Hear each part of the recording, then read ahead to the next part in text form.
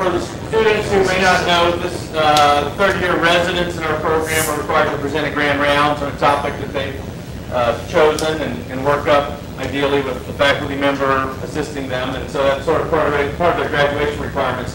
Today, Brandon Salgado is going to present on one of the most important parts of pediatrics, also one of the most difficult parts of pediatrics, and that's delivering bad news. And this is something that's universal throughout medicine.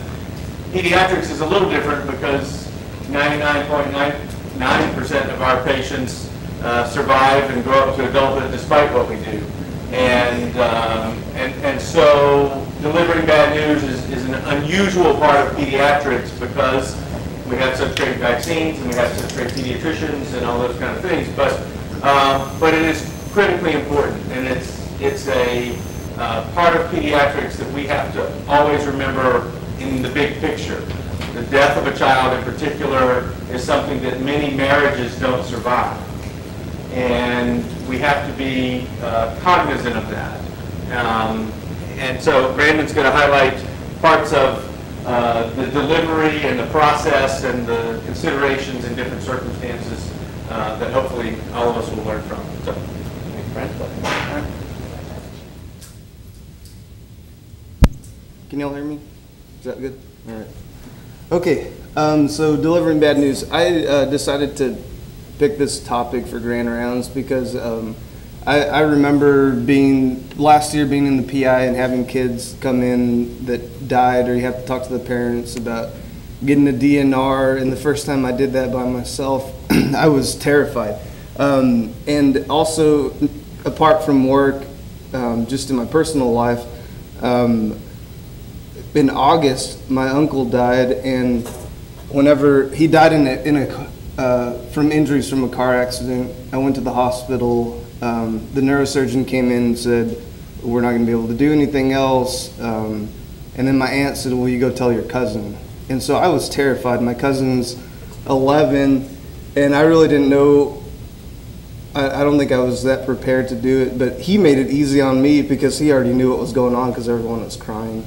But it just kind of made me realize that I wasn't as prepared as I thought I was. So there's no conflict of interest that I have with any financial aid, and like Dr. B said with the death, regarding the material in this presentation. So the objectives is to define bad news. I'm going to present established protocols and guidelines for delivering bad news in pediatrics, and by presenting these, maybe manage interactions between families and patients when we're breaking bad news by utilizing the guidelines. So I thought this was kind of funny. I don't want to make it too serious, so. All right, so bad news. What is bad news? So bad news is information that results in cognitive, behavioral, or emotional deficit that can persist for some time. Some people like to call it life-altering information rather than just bad news. It also may result in fewer choices in a person's life, feeling of no hope or threat to the person's mental or physical well-being. It can risk upsetting an established lifestyle. And so they've also defined it as a subjective phenomenon that's based on perceptual and cultural and the personal environment of the patient and the family. So it's kind of just based person to person. So some examples of bad news, just stuff that we see in the clinic every day. For a kid that's coming in that doesn't know he's going to get vaccinations, shots is bad news. Getting blood tests is a bad news. Obviously, pregnancy and STDs, starting new medications, it might not, I mean, it's kind of something routine for us, but for the patient, starting something that they're going to have to take for the rest of their life it is bad news. A new diagnosis, an admission that's unexpected, and I think that death is probably what most of us think when we're talking about bad news or a terminal illness. So I think if we just recognize that most of the stuff that we encounter in clinic and that we're telling the patients is bad news, that we can kind of be more prepared whenever it's a terminal illness or a death in the patient. So this is just a a quote from a mom that her baby was diagnosed, or the doctor told her that the baby had a cleft lip and palate. So I'm just going to read it. A lot of the medical staff said that if you have a problem, this is a good problem to have. Other problems are much worse. My response to them was that this is in fact the biggest problem right now in my life. It is true there are worse things that do happen to babies, but that was irrelevant to me at the moment. So this is kind of showing the importance that it is based person to person. We can't really judge for them and be the judge for them and tell them if the news is good or bad. And if we kind of downplay the diagnosis, the parents might just react bad to that. If they don't think that the doctor thinks it's bad, they might miss follow-ups, or if there's medications prescribed, not give the medications because the doctor said it's not a bad diagnosis, so why are they going to worry about it?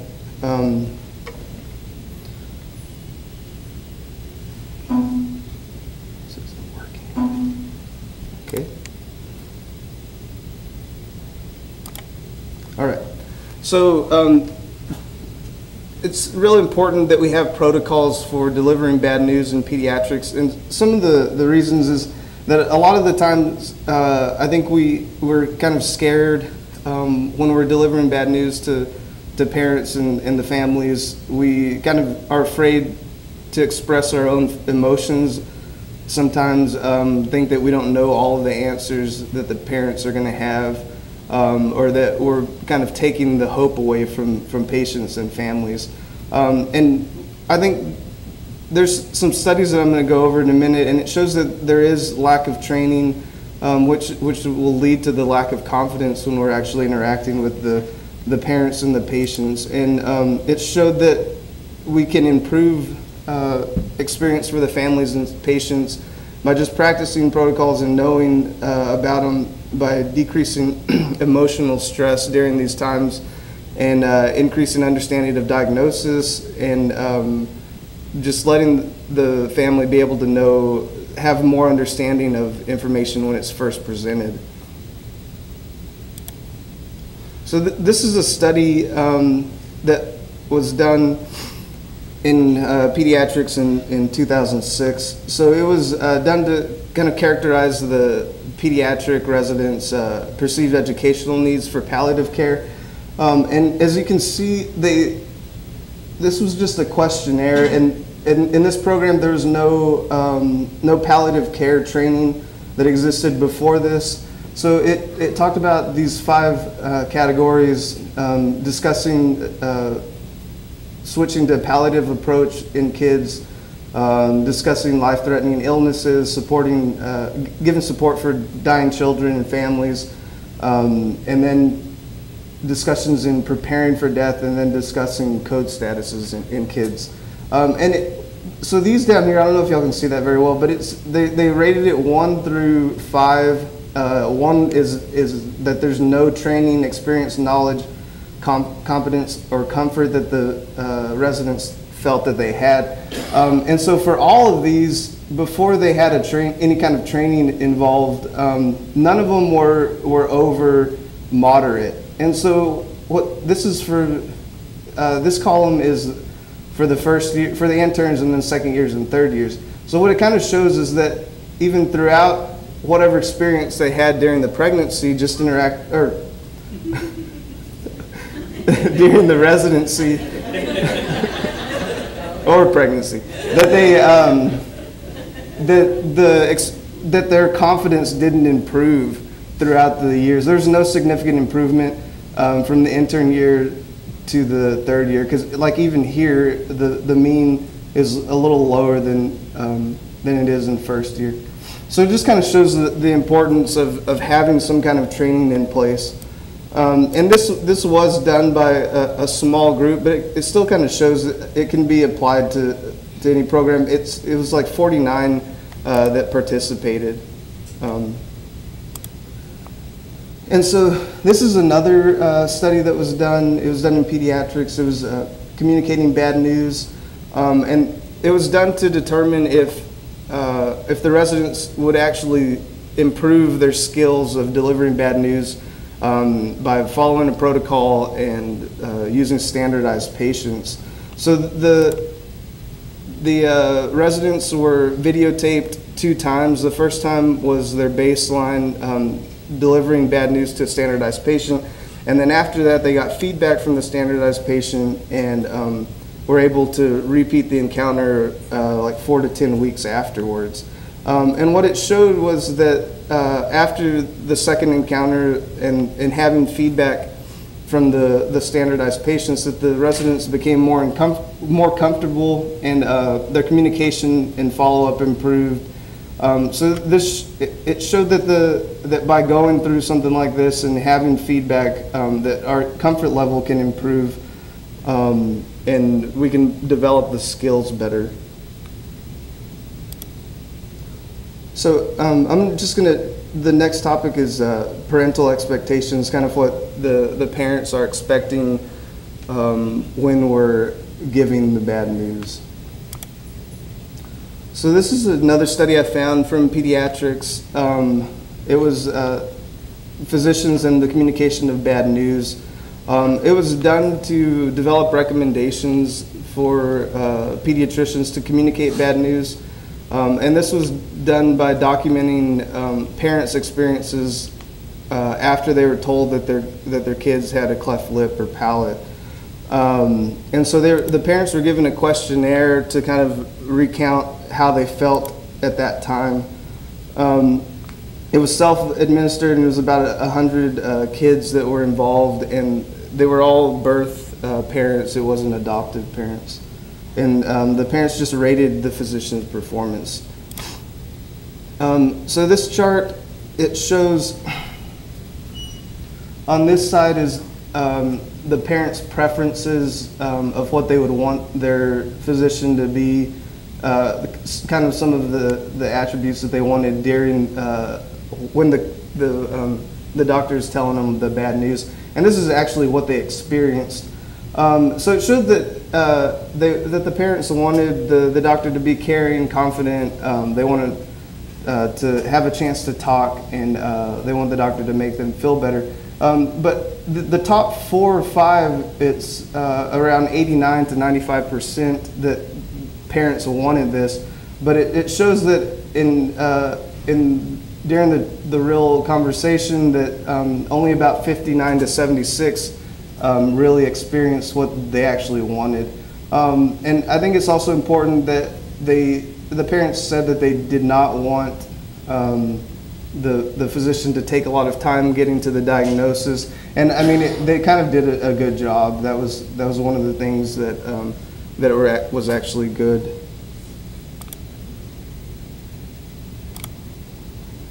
This is from the same study. So in this one, they compared the parents' experience with a doctor that they knew a lot and then one that they did not know at all. And the only significant findings that were different in the physician that they knew a lot and the one that they did not know was that they felt that the doctor controlled the conversation, allowed parents to show feelings, tried to make the parent feel better. He gave a lot of information, shows a lot of caring, and shows a lot of feelings. And so I kind of think that this can be due to that the physician feels more comfortable around parents and families that they already know, or just that the parents feel comfortable because there's already an established relationship, so they kind of have more trusting, and they're more confident in their doctor as well. And I think this is important for us as residents because sometimes the parents know us more than the attendings, or if there's like a hemonc kid that's newly diagnosed. I think it's important for us to kind of go in there and with the attending with like Dr. Kaylani or Dr. Giroudi to discuss if there's any new diagnosis, just because they'll probably feel more comfortable and they'll get a lot more out of it if there's someone there that they know. Not saying that Dr. Giroudi or Dr. Kaylani don't do a good job, but I think it's important for us to learn that as well. So this study was done in Pediatrics in 2009. It was dealing with the diagnosis of Down syndrome. So they reviewed articles from an online database from 1960 to 2008, and it was regarding how physicians should approach the conversation of Down syndrome in newborns. And so these were all recommendations that parents had made in these articles. And they found that by using cost-neutral measures, that the physician can deliver the diagnosis of Down syndrome in a manner that's sensitive and appropriate for the parents. So the questions that they asked was, who's the best person to communicate the news? When is the best time to share the news? Where is the best place or setting? And how should it be communicated? So the first question, who's the best person to communicate the news? The parents all agreed that it should be a physician knowledgeable about the diagnosis, whether that be some parents preferred the OB, some preferred a specialist or the pediatrician, and then sometimes they wanted a combination of the OB and the pediatrician, since the mom had already established a relationship with the OB. They also said that it should not be their partners. They felt that it kind of creates, if dad knows before mom, or if mom is the one telling dad, kind of creates an unfair burden on the mom or the dad if they're the first ones to know without their partner being there. They also said that it takes a committed team to make the experience positive. And they pointed out that they didn't want, I don't know where this would happen, but they didn't want volunteers at the hospital to give them diagnosis, or medical students, and they said most nurses, they would not want them to give them the news. So when is the best time to deliver bad news? Parents all agree that as soon as possible.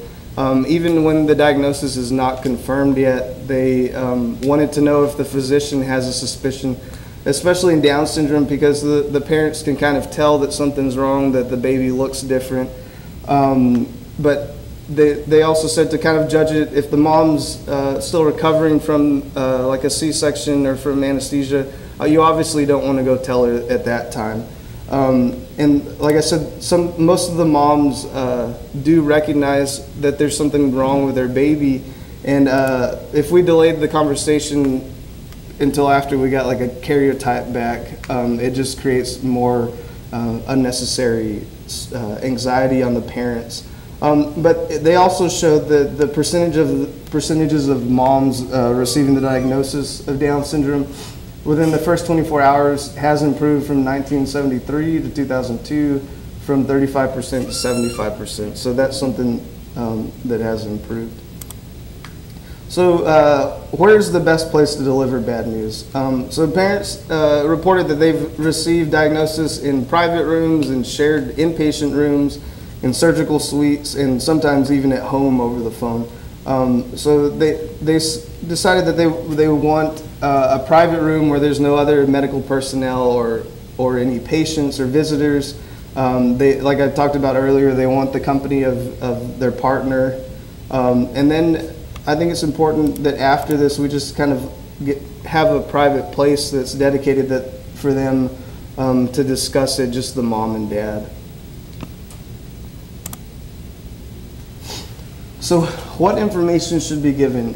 Parents wanted access to complete and accurate medical information about the diagnosis. They want to know what it is, what is its cause, and what does it mean for their baby to have Down syndrome. And they want a realistic outcome for the future, and then also stress the importance of local parental support groups. And then during the initial conversation, they want the discussions to be limited to what the most immediate and most common complications from the diagnosis is going to be.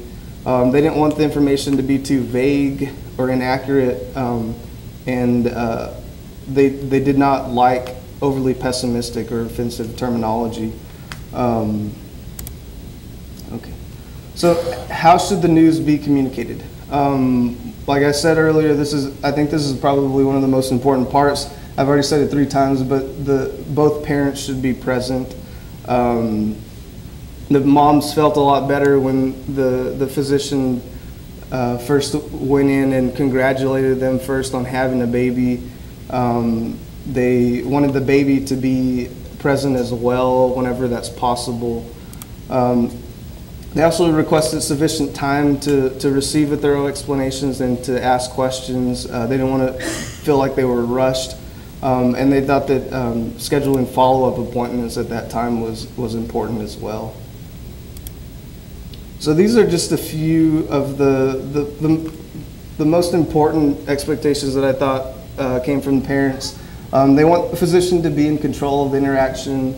They want empathy. They want the physician to recognize the patient as an individual first and not as the diagnosis, not saying it, but maybe referring to the baby by the name if they do have a name at that time.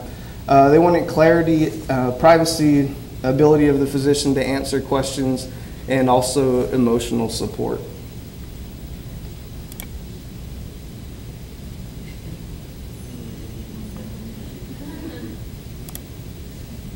So this is, there were a few protocols that had been developed, and this is the one that I found to be the most thorough and kind of helpful for me. So few guidelines really do exist for training pediatricians and delivering bad news, even though parents and the physicians both have reported inadequate skills. And there are established guidelines for adults, but like Dr. Van Cherry was saying, the skills differ in delivering bad news to pediatric population than it does to the adults. So this study was called Sharing Life-Altering Information, Development of Pediatric Hospital Guidelines and Team Training. This was from the Journal of Palliative Medicine 2014. And so what they did was they had a task force of pediatricians, NPs, nurses, social workers, child life specialists, hospital chaplains, and parent advocates. They all formulated guidelines for delivering bad news at this hospital. They also used parent input that was videotaped early on, and they took the parent input and used that as well. So what they did, or what the goal was to establish evidence-based guidelines for trainings, and they created a 1-hour training module and presented it to pediatric care team members, and then they used a self-efficiency survey pre and post, before and after the training video, to evaluate kind of how the residents and the team members felt about delivering bad news. And what it resulted in was that all of the evaluated groups of the care team members reported significant improvement in learning objectives. But this was mostly seen in residents, in newer physicians, and in non-physicians like nurses. This is the protocol that they used to develop the pediatric one. So this protocol, Spike's protocol, was developed first for adult oncology patients for giving prognosis and diagnosis to the patients. So the S in the original one is setting up the meeting. The P is establishing family perceptions. The I was soliciting invitation. K was for knowledge and information, and E was to express empathic responses to the emotions, and S was summarize and strategize the next steps. So they kind of took this framework and used it to develop guidelines for pediatrics. So this is I'm just going to talk about the guidelines that they made for the pediatrics now. So the setting is the S in Spike's. So we want to determine who will be present. Obviously, it should be the family, and the pediatric care team members should be present, and any multidisciplinary teams should kind of reflect who's going to have most direct impact in the patient's care. And we want to determine if it's appropriate for the kid to be there as well, for the patient. If not, then to set up care with like child life specialists. I'm sorry. They stated that it's important to be seated during the conversation. If the parents felt more comfortable when the physician is also seated and not standing over them. You want to introduce all the team members and describe all of their roles at the beginning of the discussion, and then discuss any findings or results and recommendations before the meeting. And then to manage interruptions by turning off cell phones or turning off pagers or having someone else answer the pages.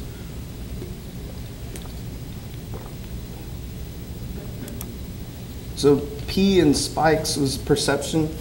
So we kind of want to explore what the family already knows, and you can do this by saying, what have you been told about your child's medical situation, and if there's anything that you feel that is not correct that they've been told, this is the time to correct any misinformation.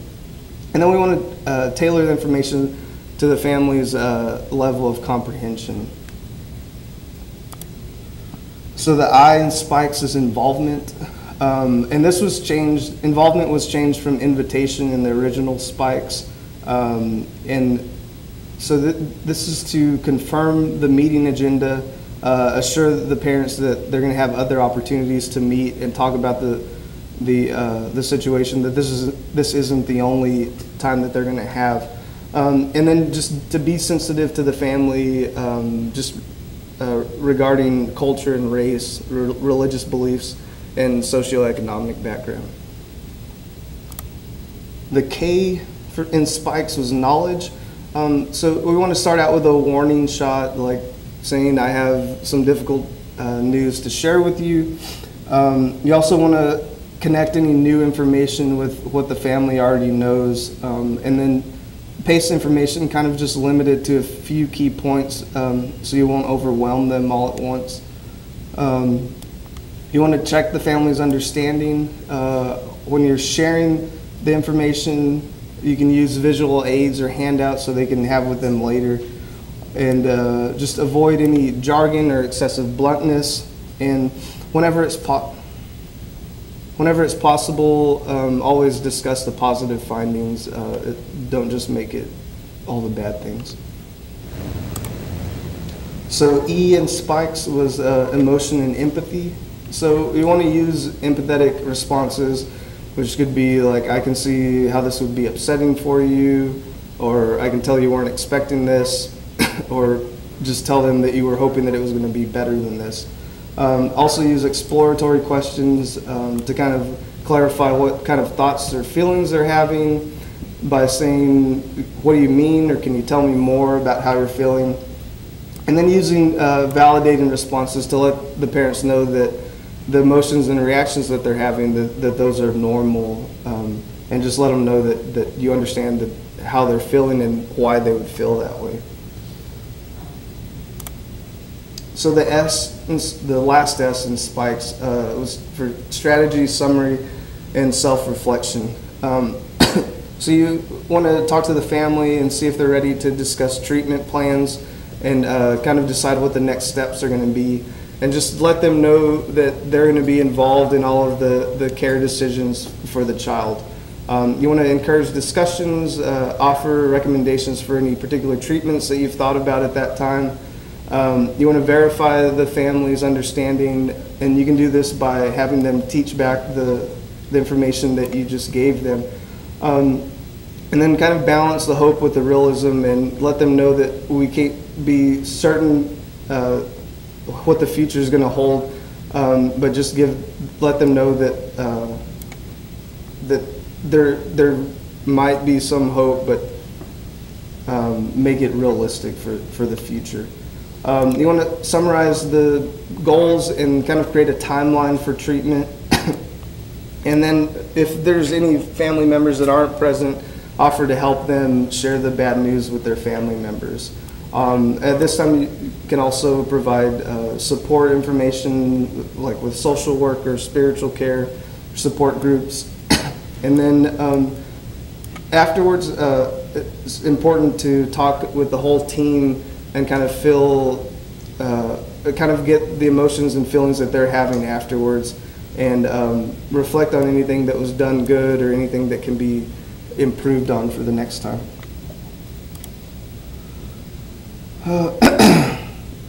So this study showed, like I said earlier, that the guidelines improved the skills for sharing life-altering information in the physicians. So it improved more, like I said earlier, for the younger physicians and then the physicians with the least improvement, or that showed the least improvement, were with experience greater than 60 years. They reported no significant improvement in skills.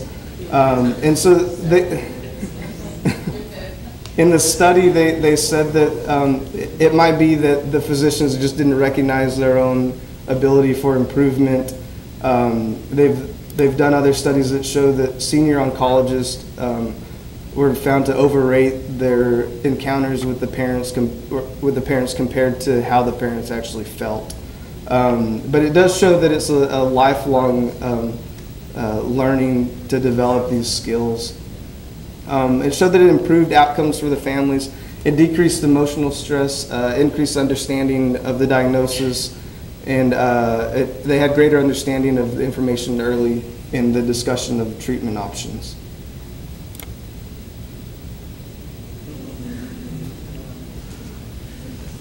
So this is kind of the last topic that I'm going to talk about. It's coping with death, because I thought this was important just because delivering bad news usually involves terminal illnesses or a death. I think it's important for us to know who actually is involved in the grieving of the patient. So first off, it's the patient, if they're aware, if it's a terminal illness, it's going to be the patient and parents and siblings, and then physicians and doctors and anyone that's involved in the care of the patient. So first, for the patient coping with death, it's important to know kind of the behavioral aspects of them developing an understanding for death.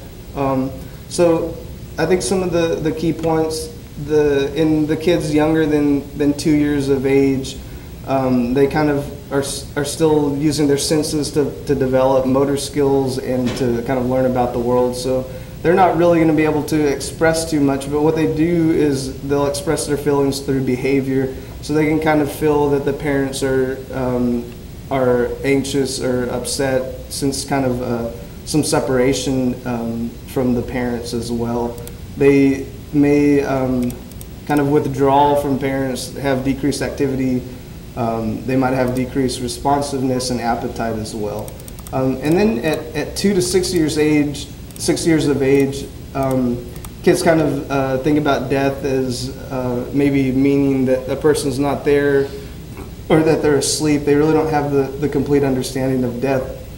They may ask what kind of activities dead people can still do, or if there is a death, they may respond by mimicking others, by crying or being consoling. They also might use magical thinking when thinking about death, and they kind of ask questions that you can't really answer. And then at age 6 to 10, they start having logical thinking about death. They might be more interested in death kind of in a morbid way, and kind of like biological aspects of death. And at around 9 to 10, the kids have been shown to have understanding of death that's comparable to adults, and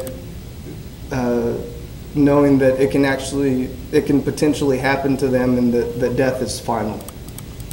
And then in the adolescent period, they have abstract thinking, which kind of makes them think, why, if one of their friends die or if family dies, why didn't it happen to me?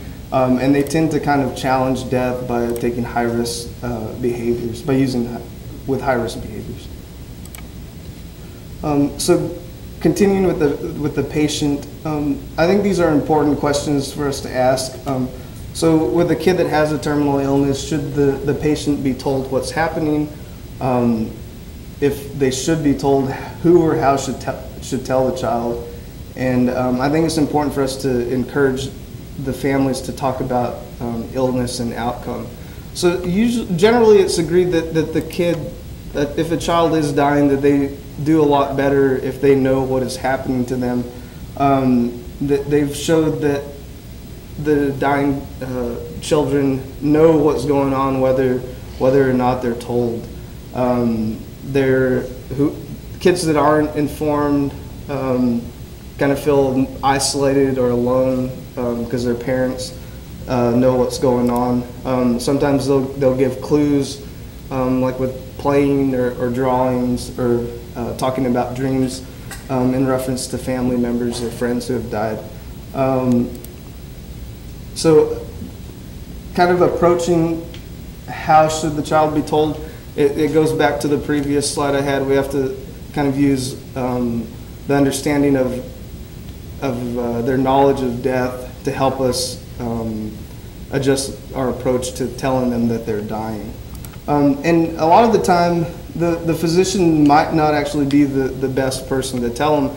We might need someone that's already connected with the kid and the family more than we have to talk about the death.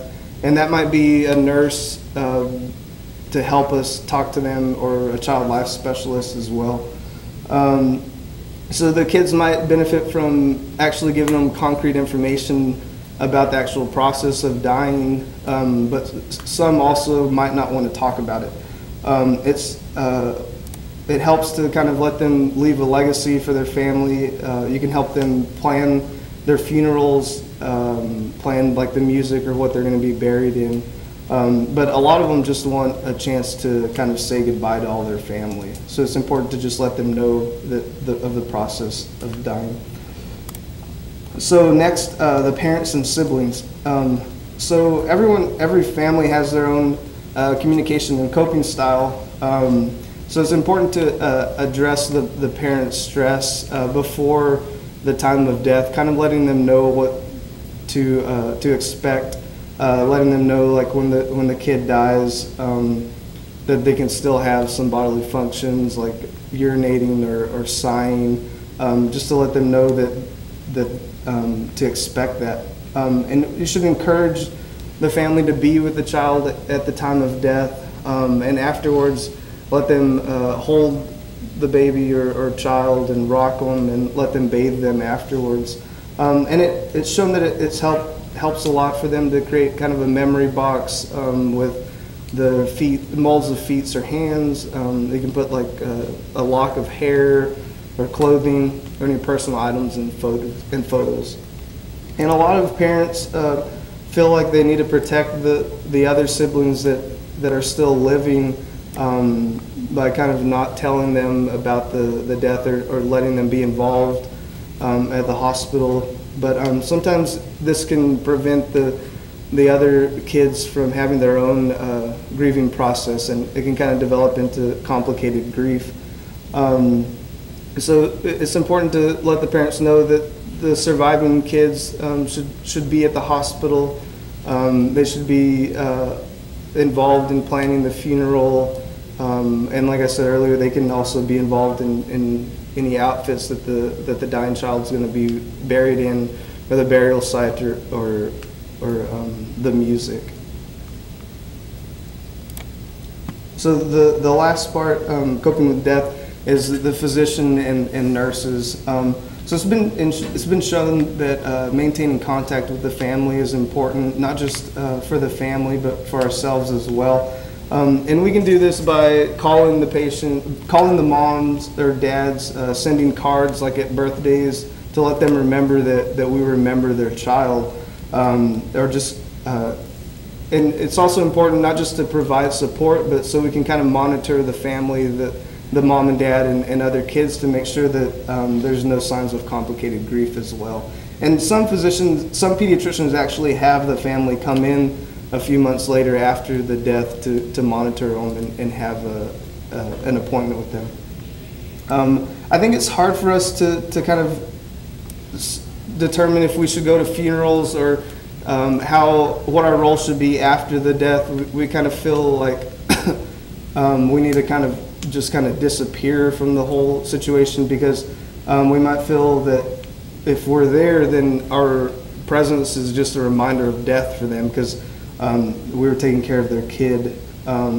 But it's shown that attending the funerals actually does help out the family, and it's appreciated by them. And at the same time, it can be a therapeutic way of us to say goodbye to the child.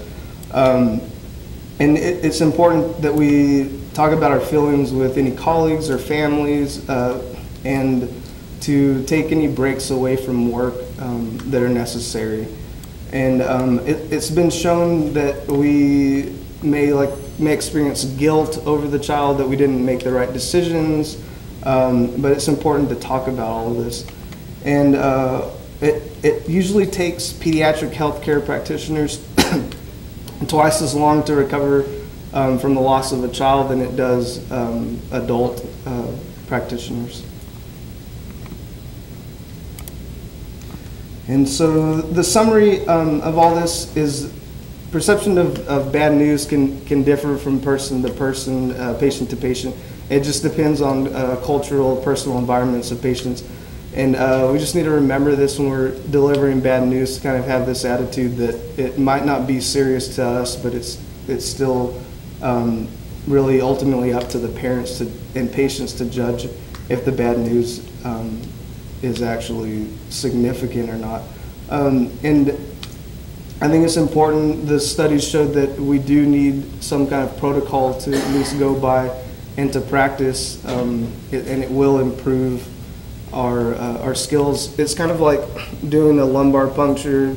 You don't know exactly what you're doing the first time, so I don't think we should be expected to know the first time that we're talking to families about bad news or sharing life-altering information that we would have everything correct. We do need guidelines for that.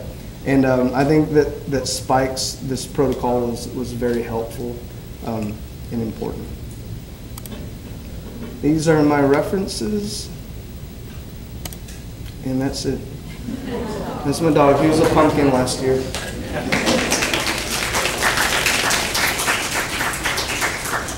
Brandon, that was a great talk, great review of a tough topic. We have a few minutes for questions. Yes, Dr. Kalani. So good talk, Brandon. I mean, so this is an important subject that everyone tends to ignore, but it's very important. I think one thing we need to remember is you focus about telling, apart from the death part, just bad news to the parents. We sometimes tend to forget an important part of the equation, which is the patient themselves. So, if they have diabetes and have asthma, they're going to deal with it for the rest of their lives. If you don't get them on the team, this is not going to work. Take the medicine, check their sugars. So we always focus on, let's tell the parents we did a good job with the parents, and then we forget a 10-year-old who's very aware of what's going on, and you really need to pay some time with them and not just tell the child life about, I agree with using child life, but you should also try to see if you can be part of telling these children about, that. And another thing is, we all deal with bad news differently also ourselves. So if you have a child that's died on your service, I think it's good to talk to people who've had this experience, even just to talk it out loud. It's like, I had a child, he died or she died. This is what I'm feeling, because sometimes you don't understand how to deal with that. And there's kind of physician burnout. The last part is about physician burnout, who just keep on getting, we deal with bad news on a daily basis. So if you don't get it out and talk to somebody, you're going to get burnt out very quickly. So I agree. It's good to talk to somebody who's gone through the process, and just, they might not say anything, but they might help you kind of talk it out loud. So good talk. Another aspect of this that is always in the background is what is the faith experience and understanding of the family. And that's important to explore in all these processes, whether it be Christian, Islam, Judaism, or nothing at all, is also very relevant. And so that colors how we understand disease and our perception of it, and it colors how we tolerate suffering. And, suffering is different than pain, and those things go together sometimes, but not always. So that's another critical facet to keep in mind. For general pediatricians, the other piece of this is that bad news, potential bad news, is often in the differential. So think about, how often do we think, could it be leukemia? or could it be cancer? And so those are opportunities when you're making that differential and say, well, yeah, I mean, there's some things here that make me think maybe it's cancer. Maybe I need to call Dr. Kalani or Dr. Giroudi. And we should use those as opportunities, little opportunities to practice this spikes kind of protocol. The good news is most of the time it won't be. But for a general pediatrician to get a CBC fact with a white count of 150,000 is probably one of the more common bad news scenarios that a general pediatrician is going to have to deal with. And of course, they're not an oncologist, they don't have all the answers, all they have is, what do I do with this? So again, to go back to the differential is going to often have bad things in it. Practice the spikes at the time, and also remember to reassure parents when those things can be taken off the list. Parents are incredibly comforted when they come see me and I can say, there's nothing here that looks like cancer, there's nothing here that looks like rheumatologic disease, there's nothing here that looks like, you know, chronic inflammatory disease. They're like, oh, thank you for saying so. You know, those are opportunities, again, to practice the same protocol because they're all interrelated. So, any other questions? Not a question, but another comment is that also remember that when you're talking to parents about something particularly bad, in not necessarily shots or medications, but in terms of death or a really devastating illness diagnosis, that after you've initially told them what is going on, they're probably not going to remember a whole lot of what you tell them after that. And so up front, I'll tell them also that I have some things to tell you about this, but also you may not remember a lot of these. And it's okay to ask me questions. I'll come back later and talk to you. We'll talk tomorrow and stuff. And don't be afraid to ask me questions, even if you think I've told you the answer once. I'm not going to get upset if you ask again, and give them permission to do that and let them know that that's normal and expected, because they won't remember a lot of what you have told them. Yes. So. Especially after the big C. Cancer. It's not chlamydia, it's cancer. You know. So yeah. Everything gets narrowed. Everything is like, right. Or the Down syndrome, which I deal with, and things, so all of that. So critical topic. Great. Any other questions? Thank you, Brandon.